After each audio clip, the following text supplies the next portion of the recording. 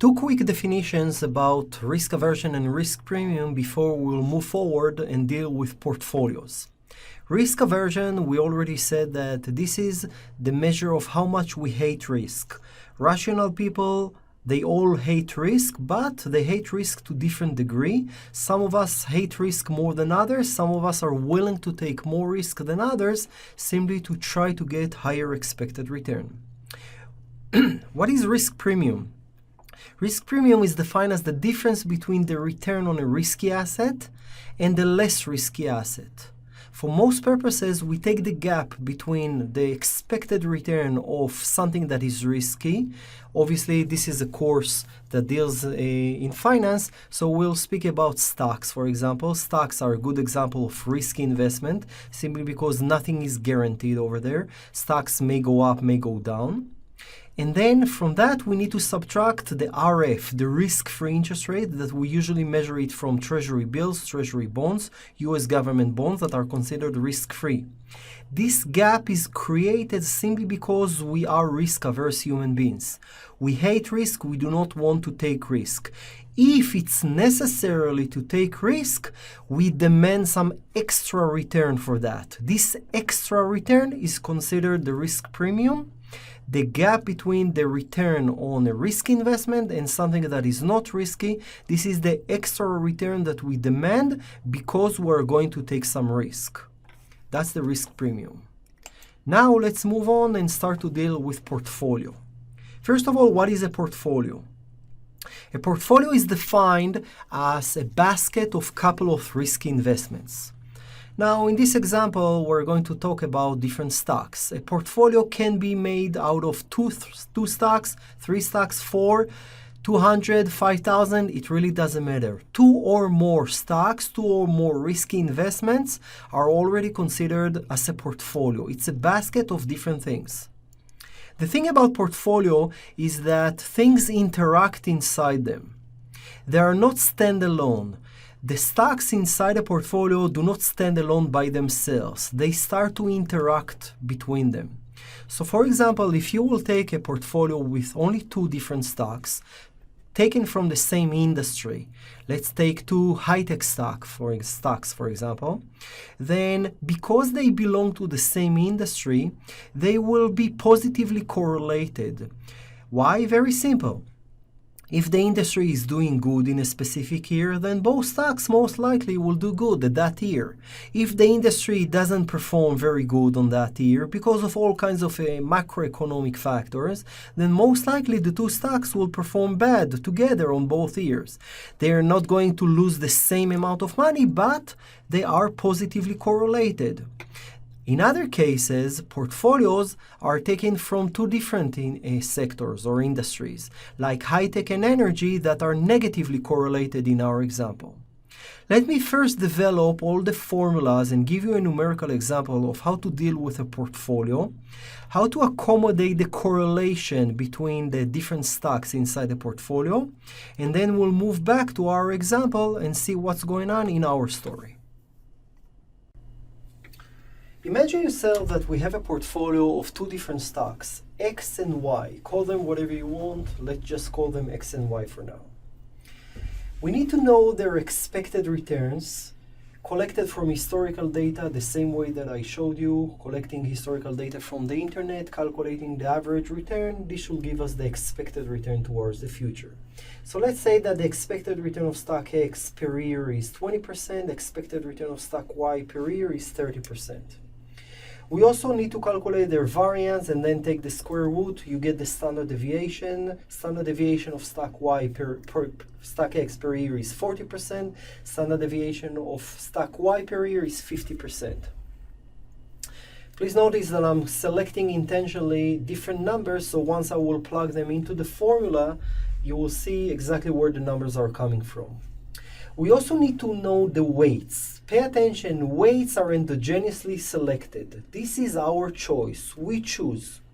We can choose to invest 100% on stock X, 0% on stock Y. You can choose to completely ignore stock X and choose to invest 100% of your money to put it on stock Y, 0 on stock X.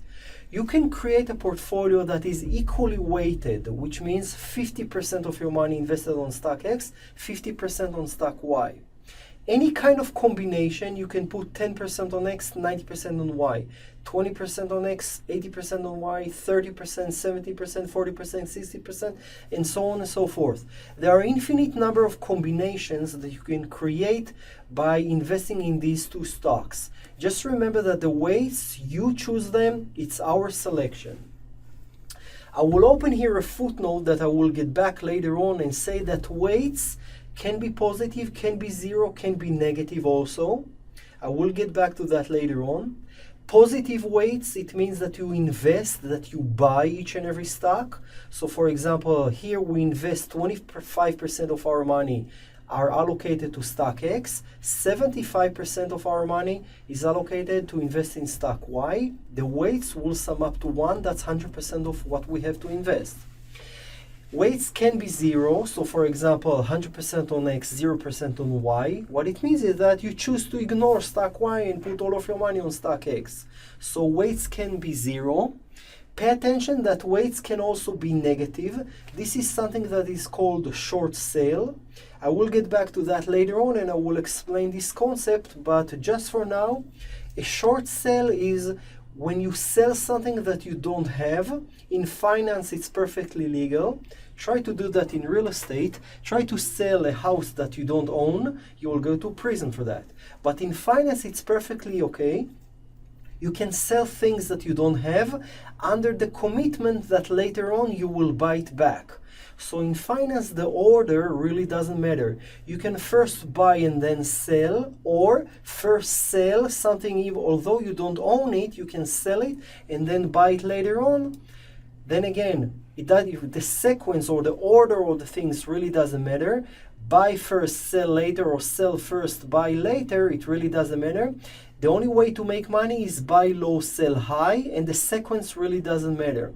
You can buy at a lower amount, sell later on at a higher amount, or sell at a higher amount right now, buy later on at a lower amount, buy low, sell high, or sell high, buy low, it doesn't matter.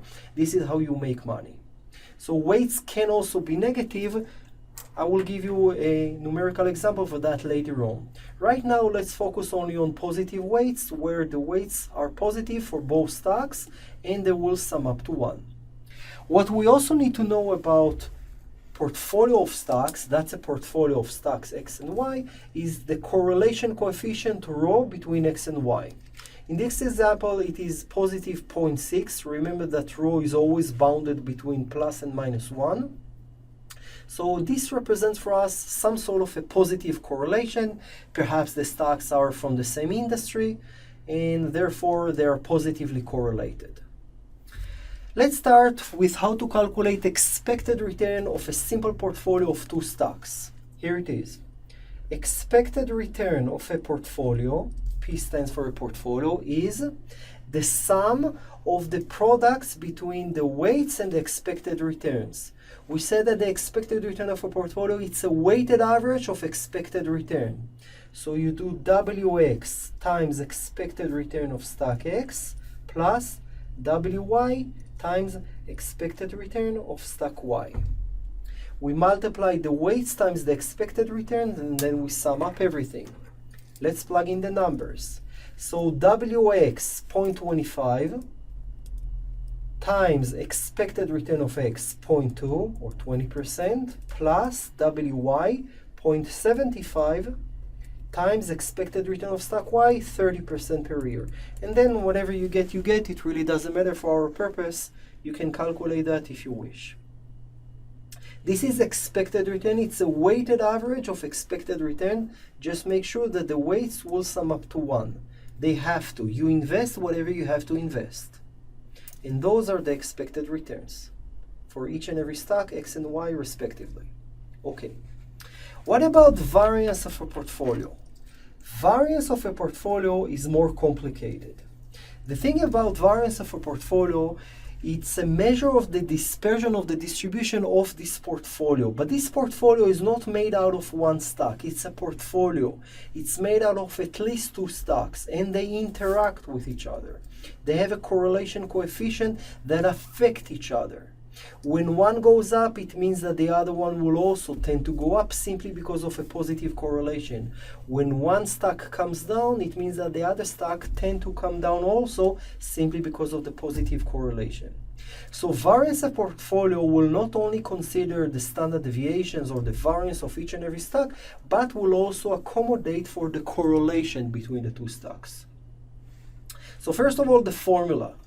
Variance of a portfolio is defined as Wx squared sigma x squared plus Wy squared sigma y squared plus twice Wx, Wy, sigma x, sigma y times the correlation coefficient between x and y.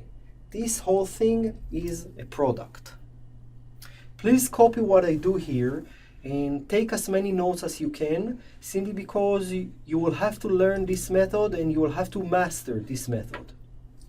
I want you to pay attention to the following things. The first component raises to the square the first weight, Wx squared, and takes the variance of x.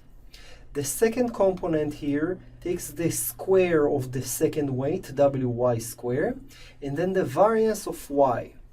The third component takes the product of twice the product of the weights, the product of the standard deviation, and then the correlation coefficient between x and y. In fact, only this part, without the w's, sigma x, sigma y correlation coefficient, only this part, this is in fact the covariance between x and y. If you remember the definition of rho between x and y, the correlation coefficient, the definition was covariance between x and y divided by sigma x times sigma y. So clearly, covariance is rho times sigma x, sigma y. We just multiply both sides by the denominator sigma x, sigma y. So what you see here, sigma x, sigma y rho, in fact, it's the covariance between x and y. Now you can work either with the twice Wx, Wy covariance between x and y, or you can break it down and work with twice Wx, Wy, sigma x, sigma y rho between x and y. It's the same formula. It's not like two different formulas. It's the same thing. You can work with whatever is more convenient for you. Just pay attention that variance of a portfolio is built from three things. For a portfolio of two assets, it's the component that takes care of the variance of x, the component that takes care of the variance of y, and the component that takes care of the covariance, the correlation between x and y. Let's plug in the numbers and see what we get. Okay, this is going to be a little messy, so I will do it over here. Variance of a portfolio, is equal to Wx squared, which is 0.25 squared, times sigma x squared, so this is 0.5 squared, plus second component Wy squared 0.75 squared times sigma y squared, which is 0.5 squared, plus twice Wx, which is 0.25, times Wy, which is 0.75, times sigma x, sigma y rho. Sigma x is times 0.4 times 0.5 times 0.6. The correlation coefficient between x and y is 0.6. So this is one component, this is another component, and that's a third component. Do the math, and then whatever you get, you get. This is how to deal with expected return and variance of a portfolio of two assets. Obviously, standard deviation of a portfolio will be simply the standard deviation of the variance of a portfolio. What does it mean? It means just to take square root of this number, whatever you get. Expected return of a portfolio is a weighted average of the expected returns. Variance of a portfolio will deal with the variances and also with the covariance between the assets. I would like to show you also an example of how to deal with a three-asset portfolio. You will see that things will start to be more complex. Let's say that we have a three-asset portfolio, a portfolio that is built from X, Y, and Z, three different stocks. The thing is that we have more correlations here. We have a correlation between X and Y, between X and Z, and also between Y and Z. clearly we don't need to count the correlations twice. So the correlation between x and y is the same thing as the correlation between y and x. This is why I count it only once towards the right. So in a 3-asset portfolio, we already have 3 different correlations. So expected return of a portfolio of 3 assets, this will be WX times expected return of stock X plus WY times expected return of stock Y plus WZ times expected return of stock Z.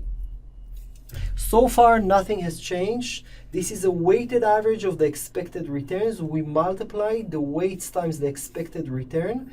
Just remember that WX plus WY plus WZ is equal to 0. The weights will have to sum up to 0. They can be positive, they can be 0, they can be negative. Choose whatever you want, but they must sum up to 1. I'm sorry, to 1, to 100%. You invest whatever you have to invest. That's the expected return. How to deal with a variance of a portfolio of 3 assets?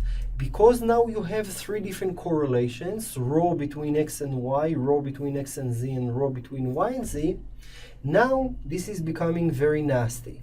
Take a look at that. Variance of a portfolio of 3 assets will be wx squared sigma x squared plus wy squared sigma y squared plus wz squared sigma z squared plus twice wx wy sigma x sigma y, correlation coefficient between x and y, plus twice wx wz sigma x sigma z, correlation coefficient between x and z, plus twice wy wz sigma y sigma z, correlation coefficient between y and z. And that's it. Pretty simple, right? What I actually did here is I repeated the same method as before. I created components here. This takes care of the variance of x. This takes care of the variance of y. This takes care of the variance of z. The variances are multiplied by the squared of the weights, wx squared, wy squared, wz squared. After that, I need to take care of the correlations between all of them. So I have 3 different correlations between x and y, x and z, and y and z. Every time, you just create a product twice. The product of wx, wy, sigma x, sigma y, correlation coefficient between x and y. This is one correlation.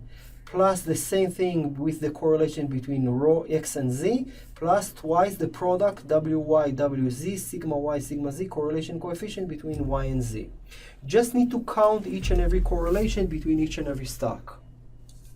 The technique is the same thing if you have portfolio with 4 different stocks, X, Y, Z, and let's say T. How many correlations do we have here? You have correlations between X and Y, X and Z, X and T, between Y and Z, Y and T, and also between Z and T. So here we have 1, 2, 3, 4, 5, 6 different correlations. Clearly the formula becomes even larger than that. This is why we use computers to calculate the variance and the standard deviation for multiple asset portfolio. Imagine yourself a portfolio with 500 different stocks. Just imagine how many correlations can exist there.